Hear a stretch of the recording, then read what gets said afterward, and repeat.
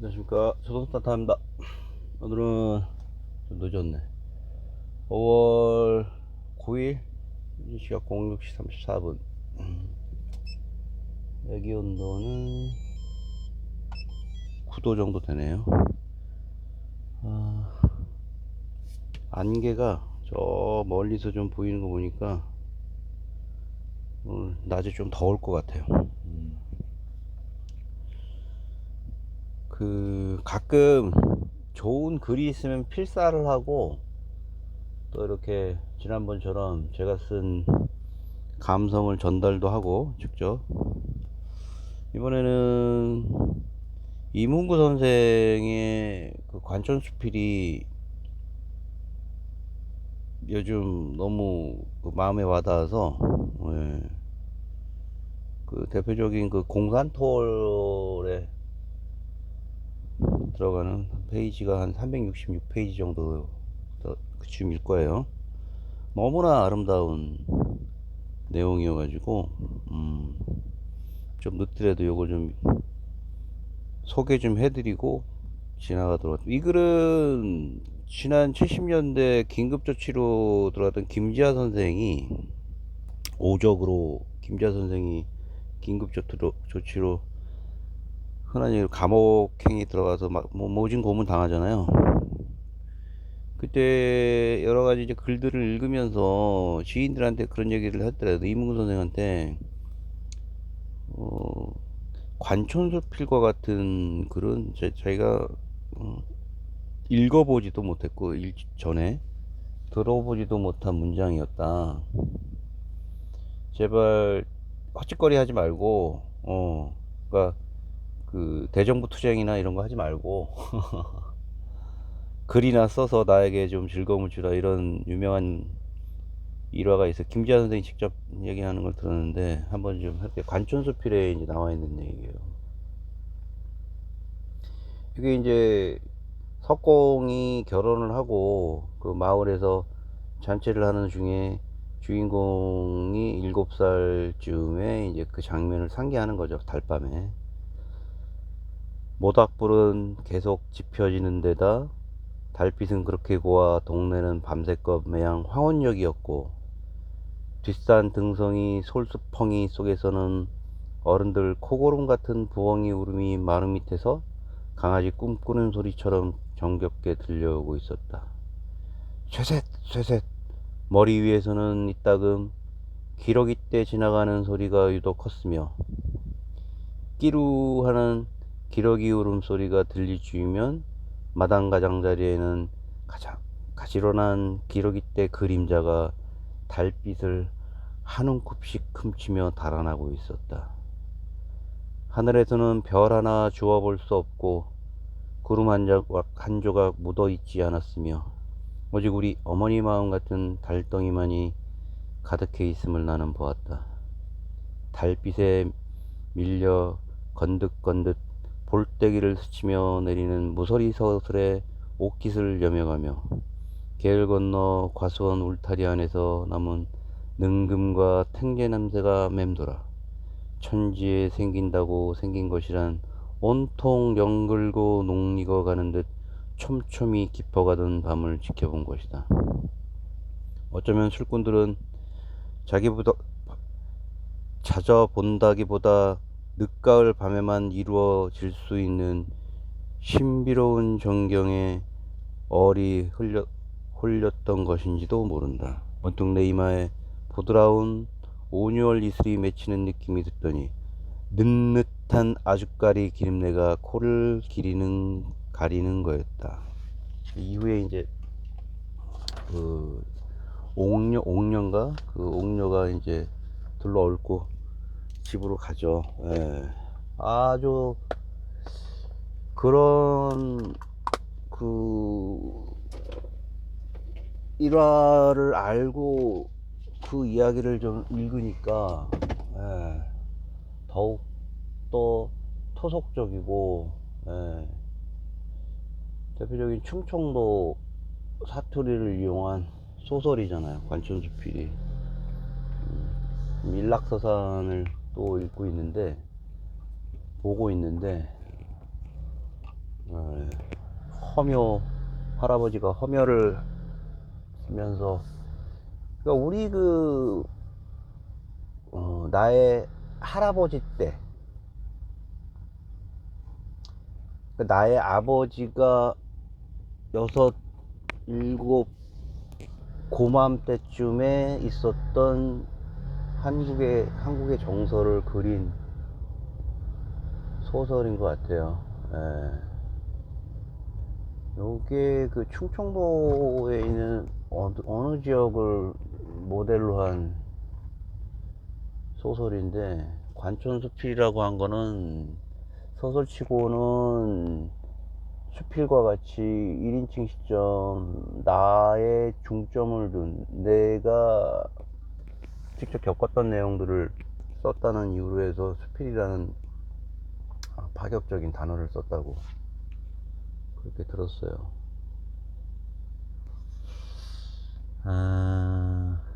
어제는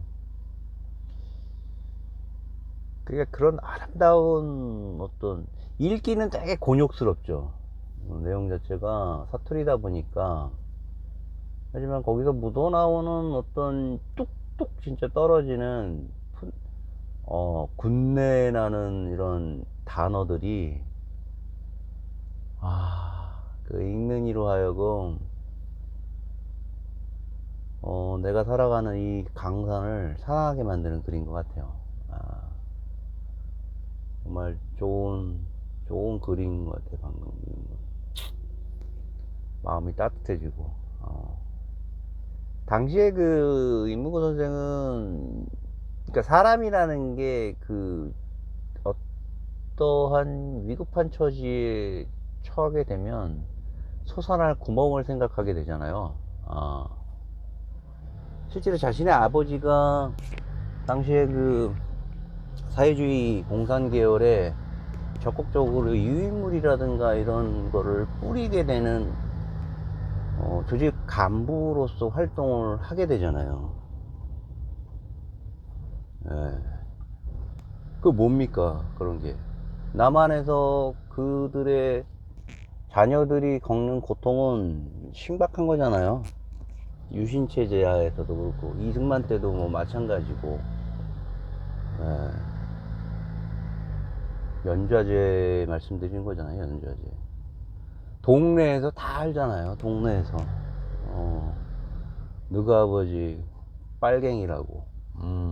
이문구 선생이 이제 그런 초등학교, 중학교 뭐 그런 시절을 보냈던 것 같고 하더라고요. 자기는 언제 죽나 이런 생각을 할 정도로 참 그 청소년 시절을 아주 참혹하게 지냈다고 합니다. 청소년 시절을 아주 참혹하게 지냈다고. 그분 말씀은 언제 내가 이제 죽나 이런 생각을 할 정도로, 이 마을이라든가 모든 그 미디어라든가 자신이 받는 교육이라는 그 반공사상에 점철되어 있는, 푹 젖어 있는 한국의 정서에서, 응? 자신의 아버지가 빨갱이로서 죽어나가서 사상의 대척점에 있잖아요. 거기에 친자식으로서 겪는 고통을 말로 표현할 수 없었다고 해서, 어느 날 돈이 없지만 중학교 시절이었던가 오다 가다 책방에 들렀는데, 그때는 다 중고책이었겠죠. 그러던 와중에 어떤 잡지를 읽는데 이승만 대통령 휘하에서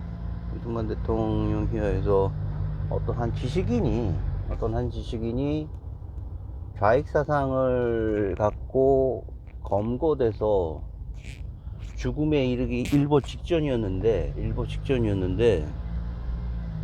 저 예전에 한번 소개시켜 드렸던 것 같아.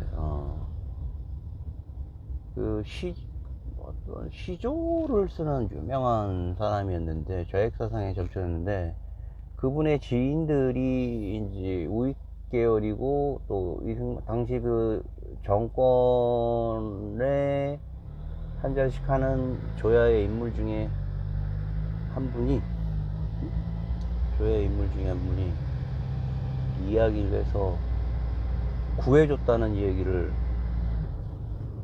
거기서 듣게 됩니다. 책을 통해서. 저 앞에 저 황새 아니었어 방금?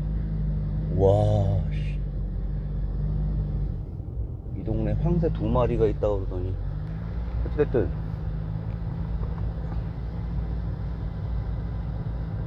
그래서 자기도 그런 생각을 하더래요. 아, 내가 살 구멍을, 어린 나이인데도 곧 죽을 거라는, 죽음에 대한 두려움 때문에 살 거라는 어떤 희망적인 삶이 아니라 언제 죽을지 모른다는 공포에 쌓여진 그런 상태에서 그 잡지에 있는 기고글을 보고 난 언제 어떻게 살아 나야 되는 살 구멍을 찾은 거지, 쥐가. 어?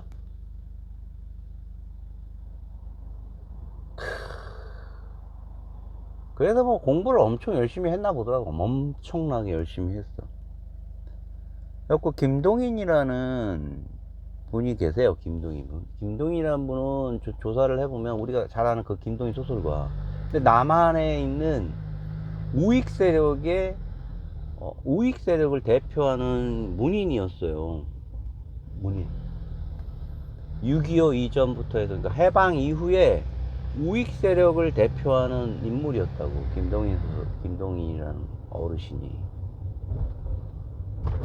난 이곳에 들어가야 되겠다고 딱 했던. 잠시 얘기하자면은, 어찌어찌 하다가 우익과 좌익과 뭐 이렇게 뭐 프롤레타리아 이렇게 섞여 있는 상태에서 6.25가 지나서 납북이 되고 월북을 하고 뭐 이런 사회적인 혼란을 통해서 쓱 주위를 돌아보니까 뭐 죽임을 당하고 죽고 다치고 이런 상태에서 쓱 돌아봤는데 김동인이라는 문화분이 안 남아. 김동인 선생만 남았대. 우파 계열만 남았다는 얘기지. 자신의 그 주도하는. 그럴 수밖에 없죠. 그러니까 체제의 헤게모니가 세상을 뒤엎고 사상을 뒤엎고 생각을 뒤엎고 우리 밥줄을 끌어놓기도 합니다. 정말 무서운 세상이죠. 에. 지금 젊은이들은 그런 게 무슨 얘기인지 잘 모를 거야. 지금 북한 찬양 고무죄가 있나? 우리 제가 79년도에 초등학교 입학했는데 그 어린 나이에도 어디 아이들 앞에서나 시장이나 노는데도 대통령이라는 사람을 욕하면 안 되고, 북한에 대한 일말의 우호적인 얘기를 해서도 안 된다는 걸 본능적으로 알았어. 사회 전반에 걸쳐 있는 반공에 대한 어떤 그 거센 그런 사회적인 분위기는 말로 표현 못해요. 일단 그걸로 한번 먹어주는 거야. 우리가 걸어다니고 먹고 생활하는 데 있어서 그런 눈치를 봐야 되는 거야. 그런 눈치를. 헌법에서 우리가 자유민주주의라고 하지만 진정한 자유민주주의는 모든 사상을 다 두루 밟힐 수 있는 게 자유민주주의인데, 지금에 와서야 그런 부분이 그나마 실현이 됐죠. 그때 79년도, 80년도, 81년도도 그랬는데 어느 정도 박정희 6.5 이후에 자유민주주의 사상이 어느 정도 퍼진 상태였는데도 그랬는데 50년, 전쟁이 끝난 60년대는 세상이 미쳐 돌아가는 세상이었을 거예요. 그것도 좌익의 아들이라고 했는데 살아남아야 되겠다는 생각에 공부를 죽도록 해서 이동인 문화에 들어갑니다. 이동인의 문화. 그러면서 그가 그런 얘기를 하더래요. 언젠가는 나도 한번 제대로 이동인 문화에 들어가서 활동을 하잖아요. 제자로서. 그러던 와중에 서라발 예대인가 나오셨잖아요, 아마 그분이. 그러던 와중에 말이죠, 주위를 쓱 보아하니 뭐 어마어마하게 지금 압박해오는 사상의 검증, 지식인들에 대한 그런 것들이 목격이 되는 거야. 내가 지금 여기 살아남은 거는 이동인 선생의 문화에 있다는 거 말고는 도저히 설명이 안 되는 거지. 그럼에도 불구하고 언젠가 한 번은 자기가 호되게 사상 검증을 받을 거라는 생각을 했더래요.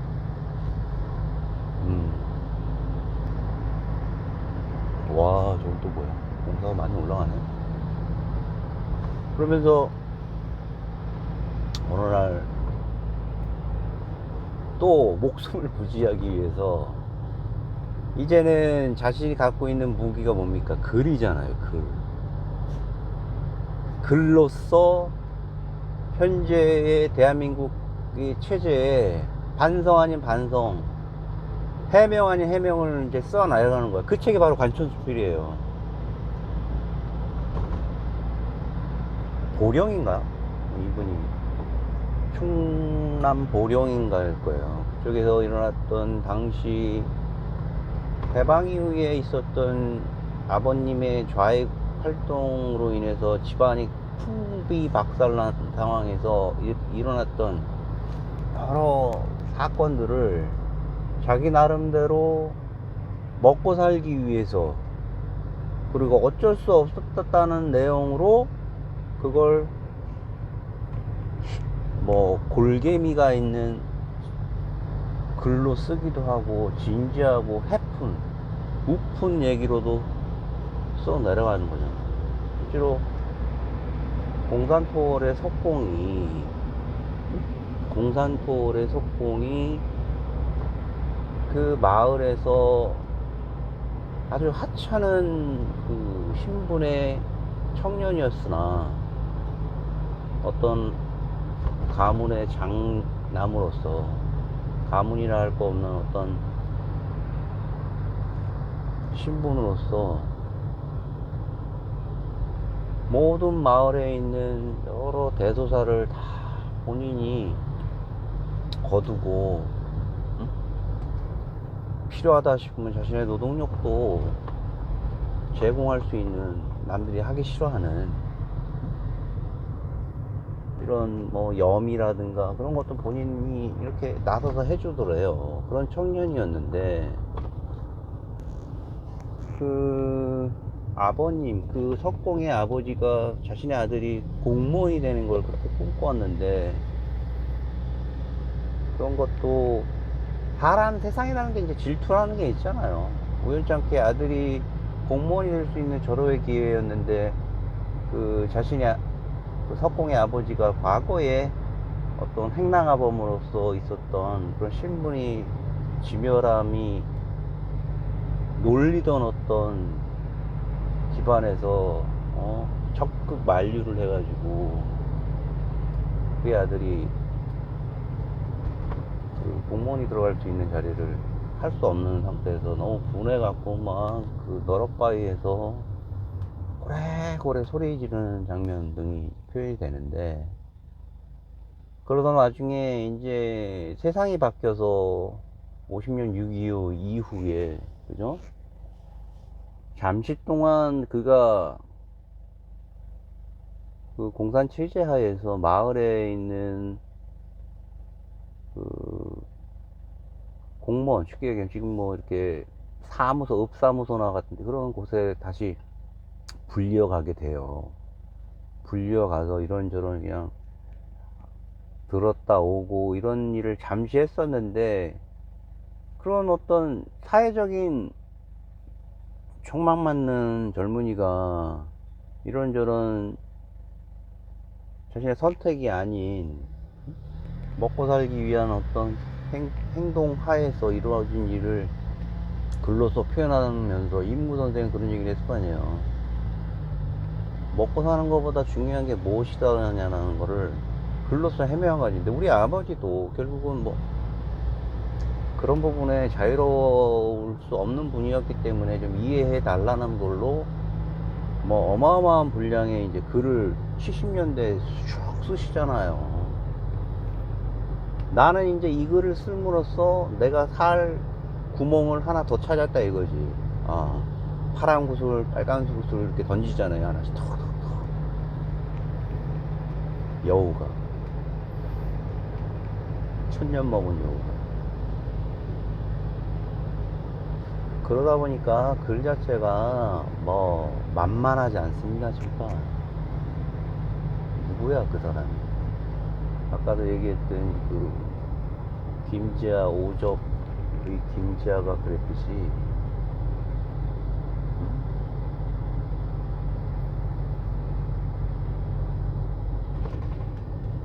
정말 재밌고 우리 말이 토속적이라고 그러는 거지. 내가 어렸을 때 그 잘 모르는 동네지만 그 글을 보면 내가 마치 그 길을 그 주인공을 바라보고 있는 듯한 어머니에게 밤결에 이런저런 얘기 듣는 듯한 느낌의 글이었어요.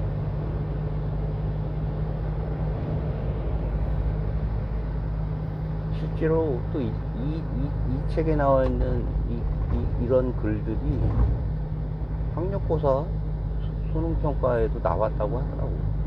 아, 2번이나. 갈기 위해서 썼던 책이었습니다. 갈기 위해서 썼던 책이었고, 정말 개인적으로 뭐 존경하는 몇몇 분 중에서 한 분인데, 개인사를 얻고 세상을 어떻게 헤쳐 살아나가야 된다라는 부분에 많은 나를 시사해줬던 분이었기 때문에 이문구 선생의 글을 한음 훔쳐가지고 아침부터 헐레벌떡 한번 좀 읽어봤어요. 어땠는지 모르겠지만 기회가 된다라면은 단촌수필의 공산토월 정도는 한번 읽어보시기 바랍니다. 서울의 세브란스 병원도 나오고요. 당시 60년대 기러기가 마당을 지나면서 마당을 훔친다는 그 표현 한움큼 아주 뭐 기가 막힌 표현이다. 기가 막힌. 이슬슬 뒤엉킨 밤이슬 이슬슬 뒤엉킨 밤이슬 혼자 걸으며 뭐 이런 표현들이 뭐 너무나도 좋은 글이었습니다. 자, 오늘도 좋은 하루 되시고 화요일도 빡세게 하루를 돌려보자고요. 자, 조정산타였습니다.